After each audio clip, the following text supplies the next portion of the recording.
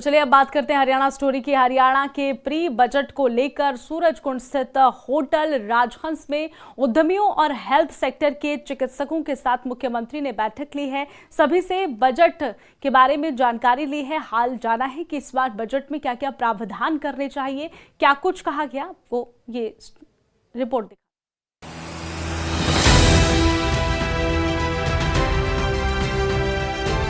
मुख्यमंत्री नायब सिंह सैनी ने सुबह उद्योग प्रतिनिधियों के साथ बैठक की।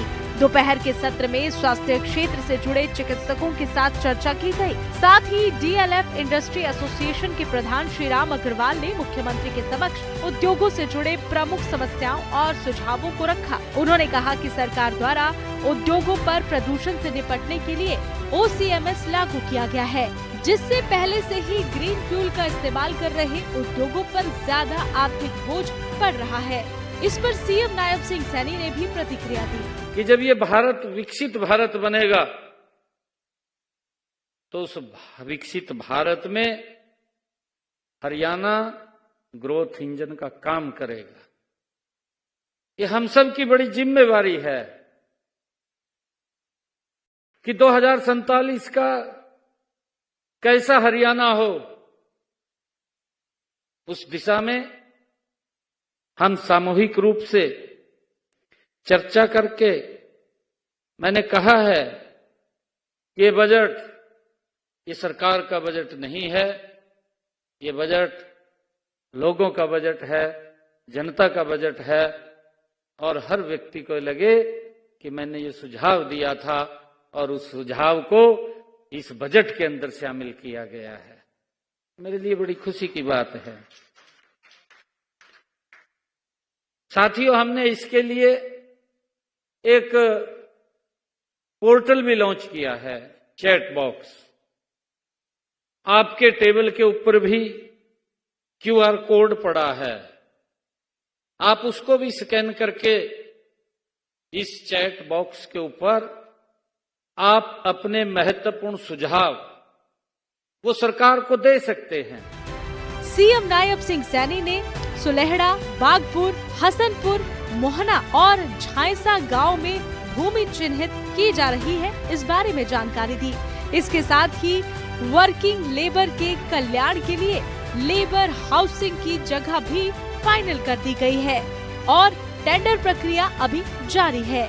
मुख्यमंत्री ने कहा कि सरकार का लक्ष्य ऐसा बजट सामने लाना है जो कि रोजगार, निवेश, नवाचार और आत्मनिर्भरता को मजबूती दे सके। साथ ही 2047 तक विकसित भारत के लक्ष्य को पूरा करने में सहायक बने। उन्होंने बताया कि पिछले साल बजट पूर्व परामर्श बैठकों में मिले 71 सुझावों से सीधे बजट में शामिल किया गया था। उन्होंने ये भी कहा कि उद्योग और श्रम विभाग हरियाणा की अर्थव्यवस्था की रीढ़ है। वर्ष 2025 और 26 में इस विभाग के लिए लगभग 1951 करोड़ रुपए का प्रावधान किया गया था, जिसमें से अब तक 873 करोड़ रुपए से अधिक की राशि खर्च हो चुकी है। स्वास्थ्य क्षेत्र में केंद्रित दूसरे सत्र में मुख्यमंत्री ने स्वास्थ्य आम नागरिक के जीवन का आधार है, सरकार की प्राथमिकता है, जानकारी दी। साथ ही स्वास्थ्य योजनाओं का लाभ अंतिम व्यक्ति तक पहुंचे, ये सरकार चाहती है। पिछले वर्ष स्वास्थ्य बजट में 8.7% की वृद्धि की गई थी। इस बार इस लक्ष्य से इसे 2 अंकों की वृद्धि तक ले जाने का लक्ष्य रखा गया है। मौजूदा वित्तीय वर्ष में स्वास्थ्य क्षेत्र में अब तक 6,711 करोड़ रुपए से अधिक खर्च किए जा चुके हैं। सरकारी मेडिकल कॉलेजों में PPP मोड पर चलने की तैयारी मुख्यमंत्री ने की है। स्वास्थ्य सेवा को बेहतर करने की दिशा में ठोस कदम उठाए जा रहे हैं। स्वास्थ्य ऐसा क्षेत्र है जहां बिना सीधे संवाद के नीति निर्माण अधूरा रह जाता है। हमने ये पिछले बार महसूस किया था, क्योंकि पिछले समय का अभाव था। और फिर मैंने चर्चा भी की। हमने कहा कि डॉक्टरों से और स्वास्थ्य क्षेत्र से जुड़े हुए तमाम लोगों से हमें उनके महत्वपूर्ण सुझाव लेने चाहिए। और प्रधानमंत्री जी का जो संकल्प है विकसित भारत, वो विकसित भारत तभी पूरा हो सकता है जब हमारा प्रदेश, हमारा देश वो स्वस्थ होगा तो ये जो संकल्प 2047 का लिया है उसको अचीव करने में हम गति से काम कर पाएंगे।